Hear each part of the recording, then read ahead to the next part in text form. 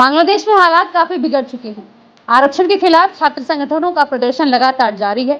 वहीं पुलिस और सेना के जवान सड़कों पर लगातार गश्त लगा रहे हैं। इस वजह से स्थिति धीरे धीरे नियंत्रण में आ रही है। देश के ताजा हालात पर विदेश मंत्री एस जयशंकर ने मंगलवार को संसद के दोनों सदनों में बयान दिया। उन्होंने कहा है कि पड़ोसी देश राजनीतिक संकट से जूझ रहा है। वहां के हालात पर भारत सरकार की नजर है। हिंसा और आगजनी के बीच अब उपद्रवियों ने अल्पसंख्यक हिंदुओं को निशाना बनाना शुरू कर दिया है। भीड़ चुन चुनकर हिंदुओं को निशाना बना रही है। घरों में आग लगाई जा रही है। दुकानों को लूटा जा रहा है। जिन शहरों में अल्पसंख्यकों पर हमले हुए हैं उनमें प्रमुख रूप से राजधानी ढाका, रंगपुर, बरिशाल, चटगांव, राजशाही, बोगुरा, फिरोजपुर आदि शहर हैं। एस जयशंकर ने कहा वहां 9,000 के करीब भारतीय छात्र हैं। उनकी सुरक्षा और भलाई सुनिश्चित करने के लिए विभिन्न समूहों और संगठनों द्वारा पहल की खबर है। वहीं स्वाभाविक रूप से हम कानून और व्यवस्था बहाल होने तक गहराई से चिंतित रहेंगे। इस जटिल स्थिति के समय सीमा सुरक्षा बलों को असाधारण रूप से सतर्क रहने का निर्देश भी दिया गया है।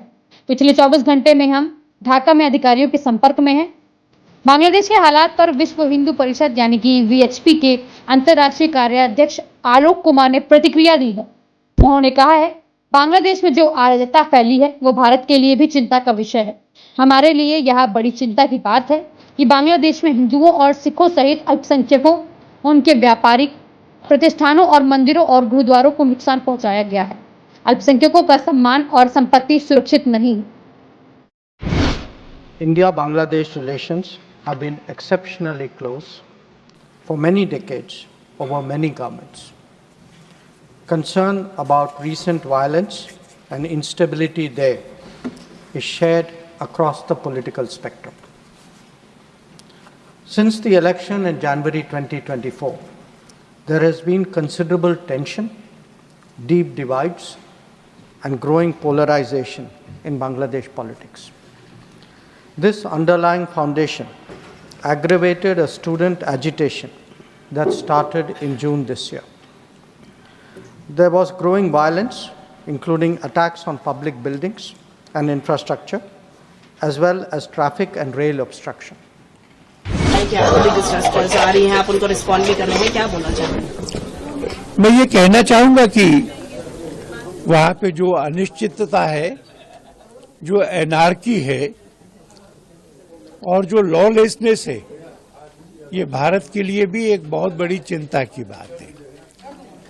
इस समय हम बांग्लादेश की जनता के साथ खड़े हों, यह जरूरी है।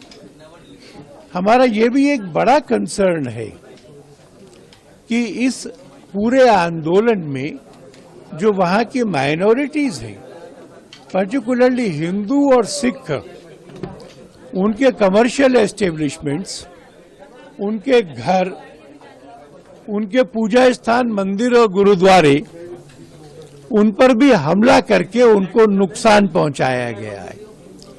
माइनॉरिटीज का जीवन, सम्मान और संपत्ति सुरक्षित नहीं है और इसलिए मैंने वर्ल्ड कम्युनिटी से कहा कि वो इसमें इंटरवीन करके बांग्लादेश पर नॉर्मलसी लौटे, इसका प्रयत्न करे।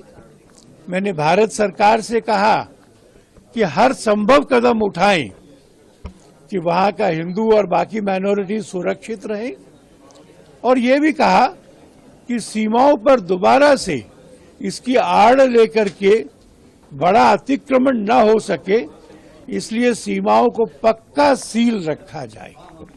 हम कामना करेंगे कि वहां पे डेमोक्रेसी, सेकुलरिज्म और ह्यूमन राइट्स ये जल्दी से लौट कर आए।